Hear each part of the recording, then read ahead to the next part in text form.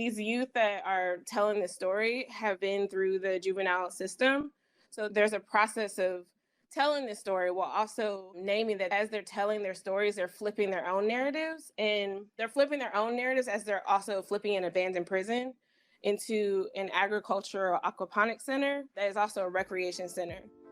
It's profound to literally shift physical space that has history while telling the story of that space, while also being a part of that story. It's just pure relevance.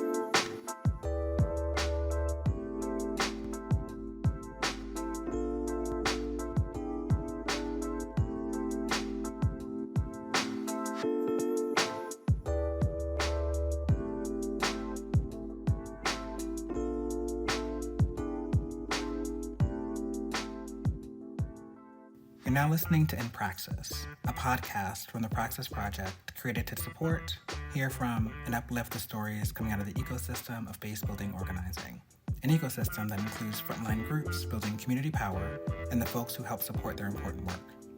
In Season 3, our host, Blair Franklin, is exploring community-driven strategies for food justice. Our guests are incredible community organizers working to advance fair farming practices, community-led urban farming, and equitable food procurement and retail. These are their stories about how we feed our communities with healthy, culturally appropriate, fair, and affordable food, and build community power to advance health equity through food justice.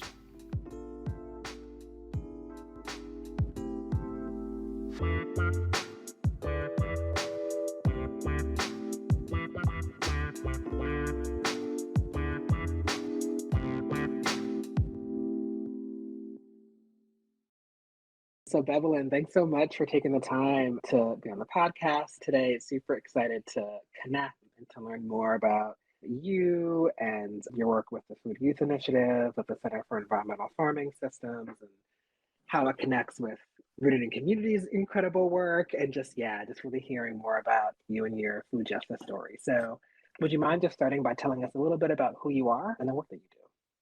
So my name is Bevelyn Afor Ukah, and I work with the Center for Environmental Farming Systems, coordinating the Food Youth Initiative program, which is a youth network of at least 7 different youth groups that are doing food justice and food systems work in their communities.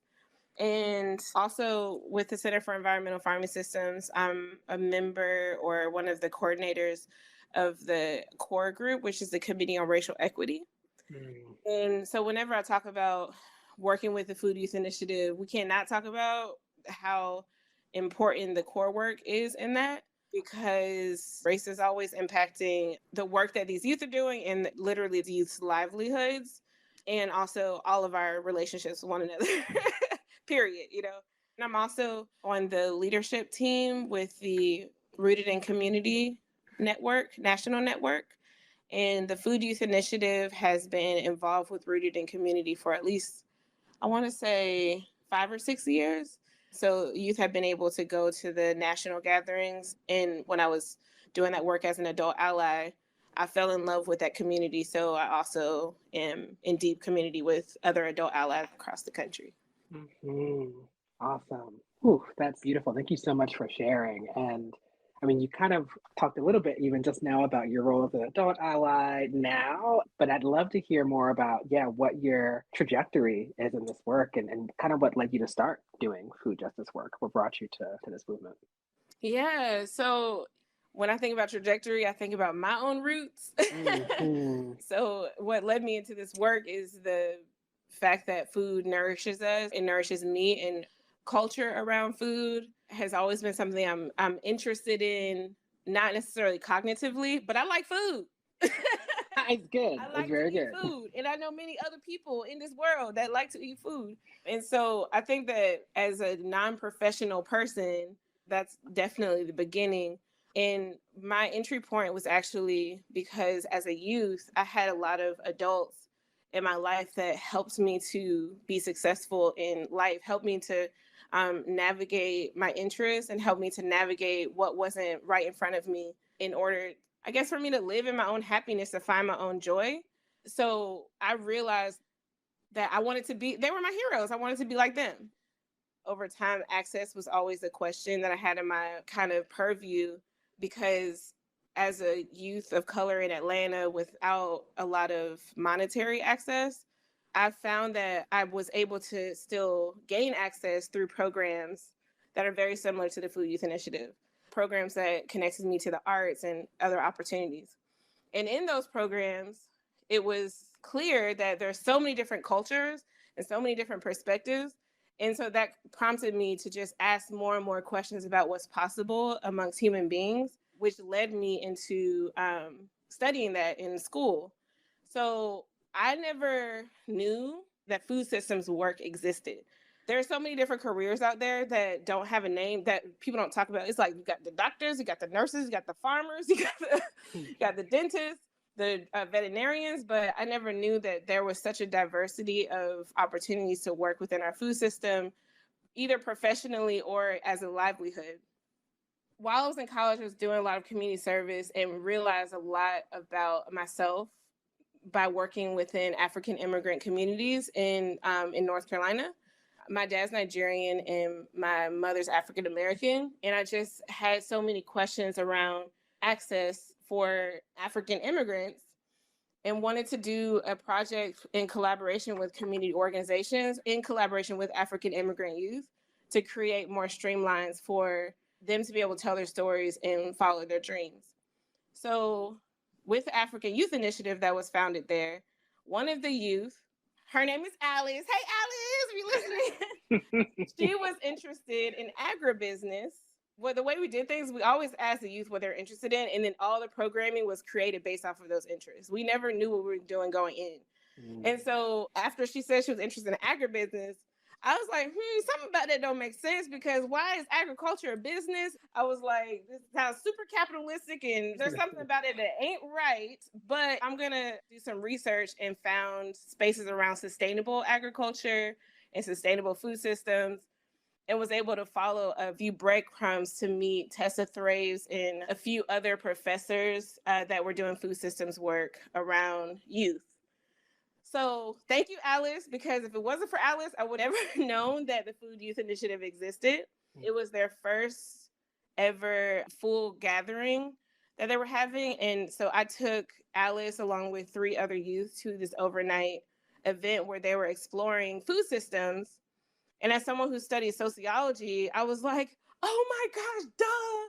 I've been studying race, I've been studying class, I've been studying all these different pieces, but the connector is food. It was like, duh, oh yes, this is perfect. So that's a very long way of sharing how I came into this work. I did it by following a youth, because that's what we should be doing, is following and asking questions. And I applied for the job and got the job the next year. And I've been learning from youth and food systems since then.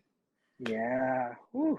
Yes, that was incredible. Yeah, thank you so much for taking us on that journey. And I'm just struck by, I think, so many of the things that you shared, really naming the importance of like listening to, being open to what young people are saying and naming, and how even your own trajectory, both as a young person paying attention to the adults around you and really wanting to live in what you were seeing, like having folks model for you how to show up in movement and work with food systems work in particular, but then also like having a young person like kind of launch you in your own professional career, you know, and then seeing that link is just like incredible. So yeah, just like really wanting to uplift that. And then I think you talk a lot about access, right? And I really love the way that you talked about how you didn't have monetary access, but finding access in other ways, like arts and other opportunities. And so I'm just curious about just coming back to this question of access.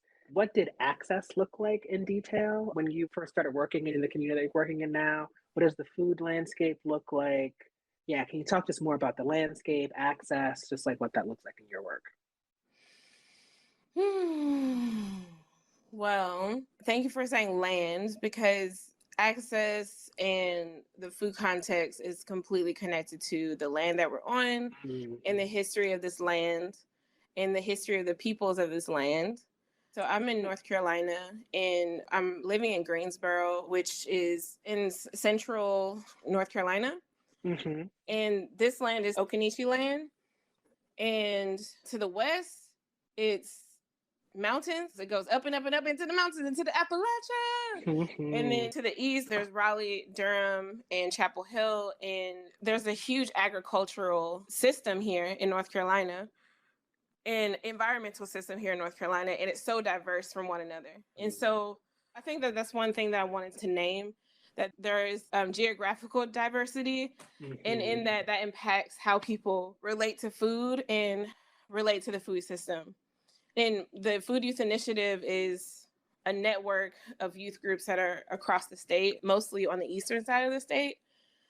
And so one way of talking about the food system here is by not sharing the stories of these youth, but their relationship with the food system.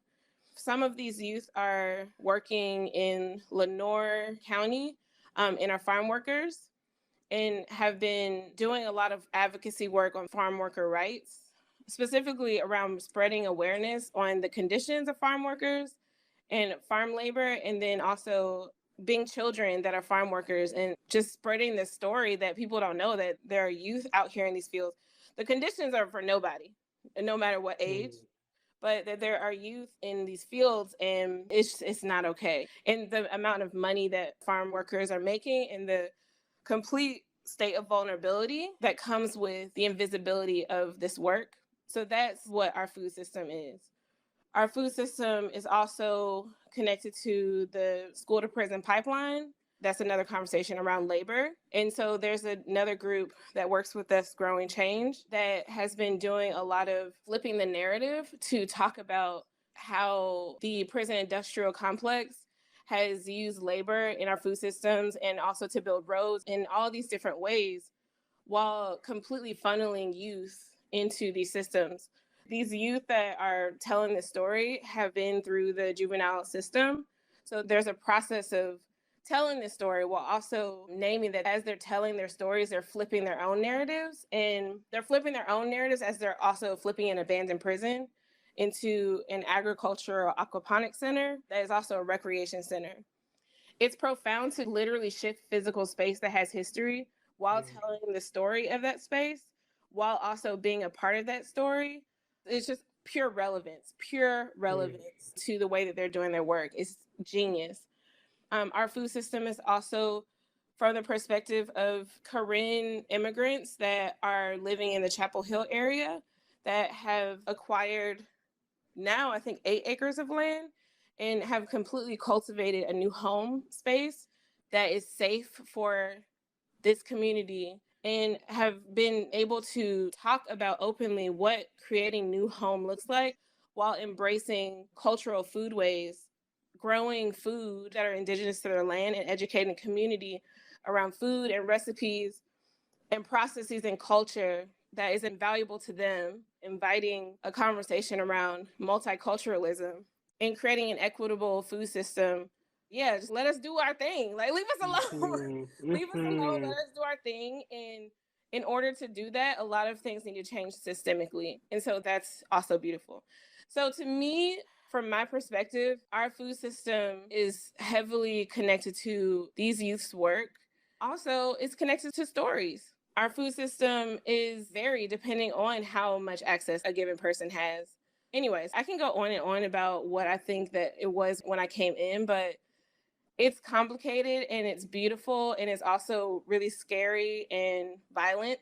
And also, I think many of us are taught to take it for granted, but ultimately, it is the thing that connects us across many, many different barriers. Yeah. Wow. The narrative work that you just did in this telling of both acknowledging like the history of the land that you come from, right? And the peoples that previously and currently, right, are working the land, are stewarding the land, and bringing in young people's voices in this conversation, really focusing on the work you're doing with youth, but also talking about the ways that the prison industrial complex has impacted food systems work, thinking about Korean immigrants that you mentioned, like really buying land and again stewarding land. It for me felt like a complete narrative shift in the way we even see and think about farm and farm work in North Carolina. And so, Yeah, again, like thank you for that incredible picture that you painted for us and just continuously coming back to the power of stories. I think you mentioned like stories and narratives through this whole conversation and how stories are like a part of an access point, right? To be able to shape the world that we live. And then like dream, I'm sorry, because now I'm like kind of going off for a minute, but like Yes, go, dreaming go, about this go. like like this incredible reclaiming a prison and doing aquaponics, that just blows me. So I'm just like in awe. Yeah, And I so just want to be super clear. Just like you're in awe, I hope that this goes unsaid, but we're going to say it just in case. yes, yes. It throws me too. I get to hang out with these people. I get to talk to you about their work. And, ideally, folks should be able to tell their own stories. And I just Yes, want to yes, name yes, that yes. all the things that I just named, I'm not talking about my own personal relationship to this land and my own personal relationship to food. I'm happy to do that, but I just want to say that this has been awe-inspiring for me in terms of what is possible for people, but also this is not the work that I'm doing directly. I just want to be real clear about that. And so I'm not taking no credit. I'm just saying that the Food Youth Initiative, I think, is powerful because of relationships and Yeah. because the network is not a program that it's all about making sure that youth across the state are building relationships with one another so that they themselves can tell their stories to other youth and other adult allies and community members and have access to that through a railroad that are those relationships. That's where I think that I have historically come in, but also, honey, I work myself out of a job often. Yesterday, I was on a youth call with Poder Juveno Campesino. They do the farm labor work. So I was on a call with those youth, and there was a youth from Transplant Traditions that's now in college on that call to talk about what their college experience is like and just to share, some of their challenges. And they met at FYI, at FYI gathering. When I get on these calls, I'm pleasantly surprised, like, Talar, you're here. Oh my gosh, I didn't know you were coming to this meeting. It's so beautiful to see that these connections that were formed 5 years ago are still going on and still impacting the future programming. That is the power of these gathering spaces. Wow. Yeah. Relationships being the key, right? And I feel like I hear that just over and over again. I mean, it's just true in movement work, right? Relationships are the thing that will get us to liberation. It's Mm-hmm. incredible. So, as you are someone who was in deep relationship to so many incredible organizers, folks that are on the ground doing this like incredible dreaming work, like labor organizing work, food justice work, how do you see the collective efforts that you are one piece of, right? That collective. How do you see all of this work that's happening, its interconnectedness, the relationships that are formed? How do you see it building community power? Yes. So earlier you mentioned that I was talking about access a lot. And when Mm-hmm. you said that, I put next to it people power. Mm-hmm. Because our economic and cultural, like dominant economic and cultural systems are not for us and are not for us to truly connect in ecosystems and like true Yeah. natural ecosystems. And I feel that our economic and cultural systems are toxic. I truly believe that people coming together to organize themselves to create systems that are mutually beneficial is how we are going to continue to transform into liberation spaces. This work is about holding dominant systems accountable, but it's also about finding those spaces of collaboration, but also joy in Mm. storytelling and creating art, creating in general. And I think that those are antioxidants, those are our nutrients, our vitamins, to help us to clear out the ailments in our system.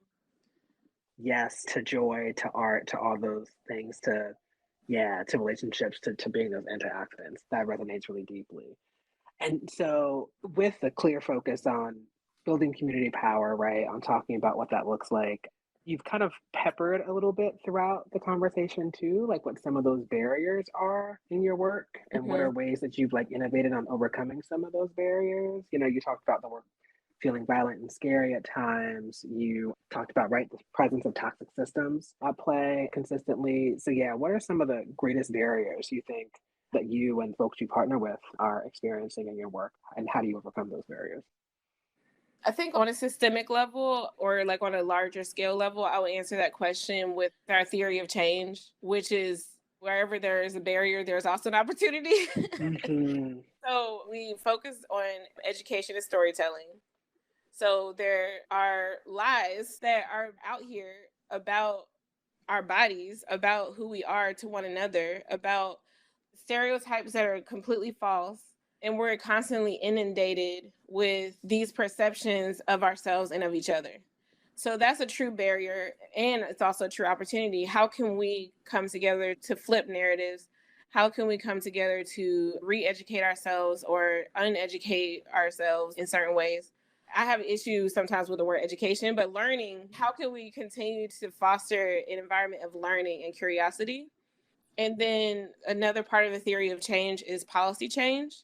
And so what are the rules, the regulations, the agreements, the things in writing and the assumptions that we have in our society that literally privilege certain people and oppress other people?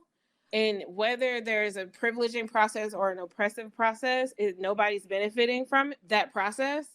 And so, how can we come together to form new agreements and understand, like we're talking about earlier, that conflict is really necessary in order for us to Mm-hmm. really understand?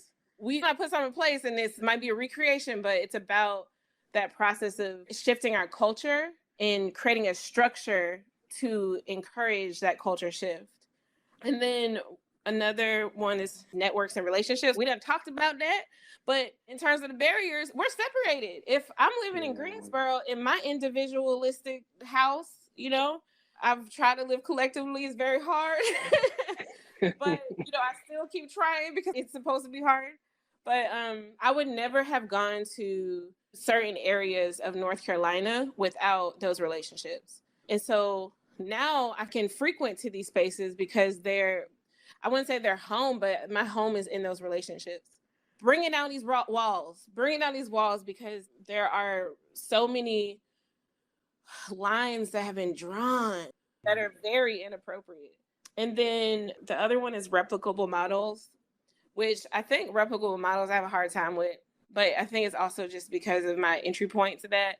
Because there's a diversity of experiences, and a model somewhere won't work in another place. And that's the reason why I have issue with it. But if I see a group of people generally coming together to generally shift their environment in a way that benefits everyone, that is an inspiration. And there's learning and being able to understand how they're going about that process. And so having conversations and dreaming things up without action is why are we doing that? There Mm-hmm. has to be a relationship between action and imagination. Yeah. So many one-liners. There has to be a relationship between action and imagination. Ooh, That just, send that back to me. Send that yeah, I'll say it one more time for you. So yeah, you said there has to be a relationship between action and imagination. And also to be explicit, like our country is racist as hell. People are racist as hell. People be lying. Sometimes we have values and our organizations say they have values and they're not living within them. Like there Mm-hmm. is very little accountability in certain places and over policing in other places. And the indicators of where that's happening are clear. Race matters in terms of the outcomes of what's happening where. Class matters, immigration status matters, geography matters. If you're rural or urban, it's off the chain. And even though there's knowledge of this and the knowledge of this is growing, that doesn't seem to always inspire a true shift of behavior. Yeah. And so another barrier too is moving from this knowledge space into an action space requires awareness. And honestly, awareness is not something that can be taught. I think it's more of a spiritual practice and process. Mm-hmm. And there's a lot to be done. Mm-hmm. Yeah, and that feels like it connects me then really deeply to another one-liner that I wrote down that you said, which was about conflict, right? And conflict being a process by which we can shift culture and create culture, right? And Mhm. so that also just feels just so charged and so necessary for us to we can imagine actually really deeply without getting to imagine something else and really dream something and then really kind of wrestle with like what that it looks like in practice. I'm just resonating with so much of what you're saying and just really appreciating all you're bringing to this conversation. So we talked a good bit about, of course, the work of the Food Youth Initiative and all of the incredible partners that you're in community and solidarity with, and kind of what things look on the ground, sort of across North Carolina, that space that you're in, some of the how you build community power, some of the barriers that you experience. How do you measure success? What does success ultimately look like for you and your work? So this one for me personally, measuring success, even the words, it's like, okay. Mm, Part of the reason why I'm having that reaction is because I believe in slow food, not fast food. yes. Now, Uh-huh. I will go to a fast food restaurant here and there, but at the same time, I know that it's not good for me. And this culture shifting, system shifting work is a slow process that in some ways I have to have faith. Like if I was thinking that I was going to make impacts like that, which I know I make impacts, but if I was thinking that I need to be constantly focused on that, then that would be me in ego space and focus Mm, specifically on the food use initiative is the only one doing it, something like that. I don't know. But that's why I'm having that reaction. I think yes. that measuring success at the same time for me is getting on a call yesterday and seeing someone who hasn't been a part of the food youth initiative or transplant traditions completely for now 3 years coming on a call because they love this work, not because they're getting paid, not because, and if they're getting paid, that's fine. Cool. I'm happy about that too. But because they believe in youth, they feel the impact that they experience to talk to other youth. That for me is all I need, just that one experience. Mhm. But I've experienced that over the course of my years with the Food Youth Initiative. Sometimes I see and sometimes I don't. And I think both are valid and not all can be measured. Another piece of success, because we have specific goals. One is with the Food Youth Initiative, we're supporting training trainers. But for me, training trainers is really about telling your story and encouraging other people to tell their stories. When I say for me, this is what our process is at the Food Youth Initiative, and also offering opportunities for skills development around storytelling. So whenever we have gatherings, we connect the word advocacy or the words like making change to visual art. So right now we're working on a mural that Mm, where they're going to be going out and engaging community around some of the issues that the community has experienced around food systems, food justice, and or climate change and or climate justice. And then they're conceptualizing these ideas together, and then they're going to create a community-based mural in their own community around that. So that is training trainers to me. Like you're learning with the community, you're engaging with the community, and you're sharing a story, a visual story. We've also done poetry workshops where they have a poetry, open community poetry session. We've done photography. So seeing these youth learn these skills and then continue to use them in their lives, that is success. Connecting youth, I already talked about building relationships when they come back together or when they call me and they're like, yo, Bevelyn, this is amazing that I'm doing this. And this is how Food Youth Initiative impacted me. That's great. Another thing too is career development. I think of career development more so as an overarching word that encompasses all of these things that we've already been talking about, but specifically building relationships with folks in the food system that can help them if they want to continue to engage within the food system or wherever direction they are going, that they are building those connections. And also that they feel more confident in what they're already bringing to the table. This is not only about, oh, we need to teach you some skills. It's like, you got skills. Let's just point those out. This is not a charity situation. Y'all are already leaders in your community. Go ahead and teach somebody, And that's mhm. exactly what they're doing. And so how can they understand that their stories and their work is their power? And you don't have to convince yourself that you're worthy of X job opportunity because we're working on building that self-worth over here, if that makes sense. Like you don't have to have a Yeah. degree to do this thing over here. And so Riri Way, I don't think she would mind me sharing her name, but she hired me. She was in the formation of the Food Youth Initiative meeting where they were talking about what they wanted to do together. And then when they decided on a plan, she was on the hiring committee for the first coordinator. She was like, I chose you, Bevelyn. When she actually started talking to me, you know, this was when she was 13. So maybe when she was 16, she was like, Bevelyn, I was in the committee, I chose you. So she's now the ED of her organization. At 23, she just graduated from college, went to my alma mater, got a full scholarship, and came out, was working with immigrant communities with her volunteer work all 4 years, and then came out to take over the organization, which has historically been white-led since its inception. She is Korean. She is of the community that is being quote unquote served. And this is not how the organization speaks. I'm just saying this is how nonprofits be talking. But is blowing minds in terms of the value added because she's able to truly interpret the experience of the farmers to the organization. And then Yesenia is also the ED of her organization. She was a youth when I came through, and now she's the ED at 29. So it's just like the profoundness of all these organizations about to be run by youth. That's my goal, and that's very measurable. Let me just say that's how I'm measuring success when it comes to career development, or one way. But I'm super duper excited about being able to see the trajectory of these folks, and yeah, and then the folks who are leading the narrative work, who are the people from the community, the young people. Yeah, that's exactly what is like deeply necessary for us to actually get to the change we're collectively dreaming. So yes.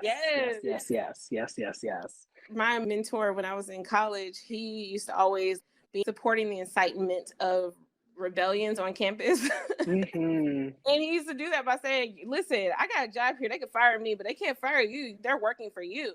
And ultimately, the oppression and the disenfranchisement of youth is because youth are put into, quote unquote, this vulnerable state, and stories about youth like, oh, they're just a kid, or, you know, the stories that are told about youth have some youth thinking they don't got no power, when the majority of movement work and change work that has been effective has been led by youth. And so to be able to talk to youth about these narratives and then be like, yeah, that makes so much sense, it's truly powerful.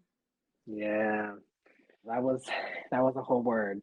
Yeah, that was a whole word. Yeah, because honestly, I gotta pay some bills. It's like literally there are barriers. I mean, I have choice. I can make a choice to sacrifice certain things.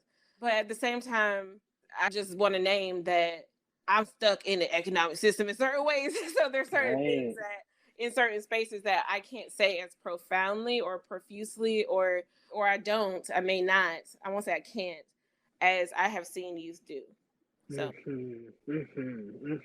yeah, and it's that exact pressure, that conflict that like changes systems, right? That changes culture. And so yeah, it's so necessary. So you named so many incredible organizations, and I wonder if you want to take a moment and just do a little shout out to the organizations. Okay, so within the Food Youth Initiative, there is Poder Juvenil Campesino, also known as PJC. They're based in Lenoir in Duplin County. Transplanting Traditions Community Farm that is based in Orange County. Men and Women United for Youth and Families. They're based in Columbus County. Pupusas for Education are based in Durham County. The Highland Cultivators are in Gaston County. And also, we have worked with Rooted in Community, which is a national network. I love you, Rooted in Community.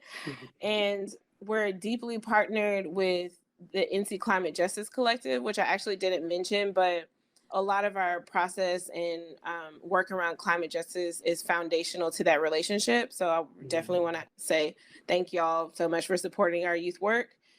And ABC2, or A Better Chance, A Better Community, is also a part of our group. I think that's all. Those are all the ones that I named. So thank you so much. So we're coming to the close of our time, and I'm gonna have one last question. I'm gonna kind of like break out into like two parts, I think. So the first is, if you had unlimited resources, what would you do to increase the reach, the depth, the impact of your work? And what advice would you give to anyone thinking about starting a similar or working with a similar initiative?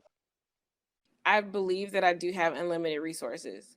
my access to resources is the faith that in connection and collaboration with others, we have unlimited resources.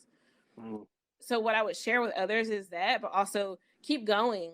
So I have an art practice personally, and it's pretty new. I've been saying that I'm an artist actively for the past year and a half. And I realized the importance of being present and keeping going. That doesn't mean overwork yourself, and that doesn't mean burn out. Keeping going also means rest. Trust other people to do what they're going to do, hold other folks accountable, or build awareness. But this work is multi-generational. And so within that context of time, understanding that maybe all the things that need to change our food system won't happen in my purview in this current body, doesn't mean that there isn't so much opportunity for those things to shift. So you have the resources, collaborate, work together, keep going, and rest. Yes.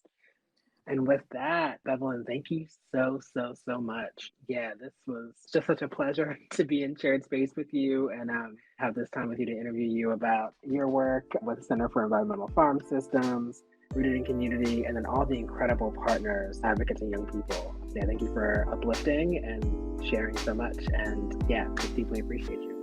Thank you so much, Blair.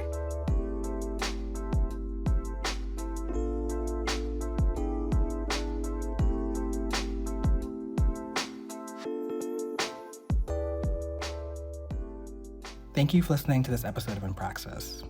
We hope you all enjoyed it. Make sure to visit our website, www.thepraxisproject.org, where you can check out additional episodes with other guests, as well as learn more about our work.